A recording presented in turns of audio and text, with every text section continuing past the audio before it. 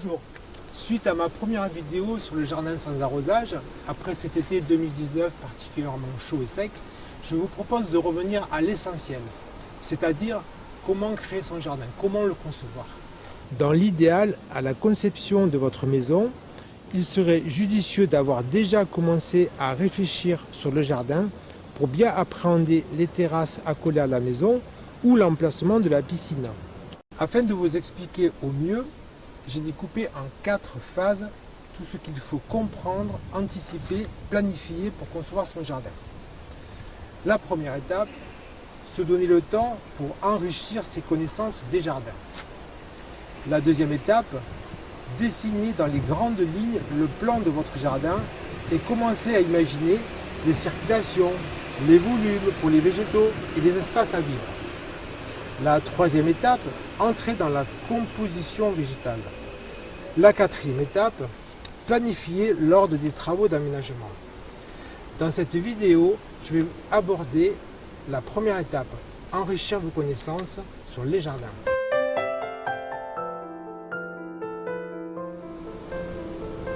Alors, avant d'aller acheter des plantes et de mettre les mains à la terre, je vous conseille de prendre le temps de passer au moins une année dans votre futur jardin et d'observer pour bien comprendre votre site.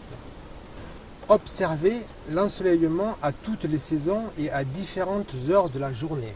Les vents dominants avec les petits coins abrités et les courants d'air. L'environnement immédiat ou plus lointain avec ses vues à masquer ou ses ouvertures sur le paysage à créer ou à mettre en valeur. La qualité de votre sol. Regardez ce qui y pousse naturellement. Cela donne des indications sur votre terre.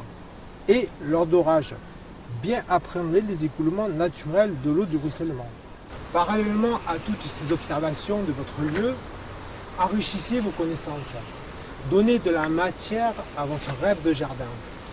Par exemple, visitez des jardins comme ici le jardin des plantes de Montpellier, où j'ai personnellement passé beaucoup de temps au début de ma carrière. Ou les jardins de Sambuc, dans les Cévennes.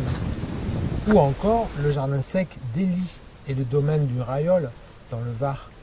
Et bien d'autres encore. Ou des festivals de jardin comme à Chaumont-sur-Loire. Tous ces espaces sont source d'inspiration.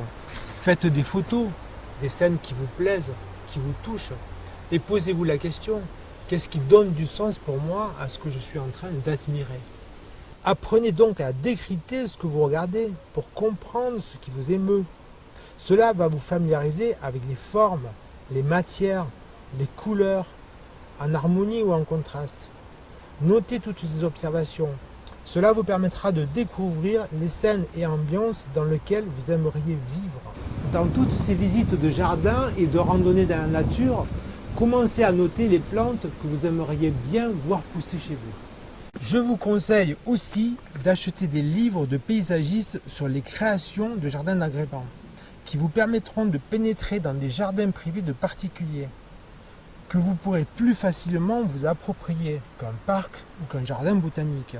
Et les photos de ces ouvrages sont en général accompagnées de commentaires qui vous aideront à comprendre les scènes ou l'idée du concepteur.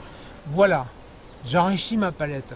Toutes ces sources d'inspiration, cette compréhension de l'architecture, du paysage, de la biodiversité vont me permettre de passer à l'étape suivante. Je dessine mon plan de jardin dans les grandes lignes. Prochaine vidéo. Merci et belles explorations jardinières.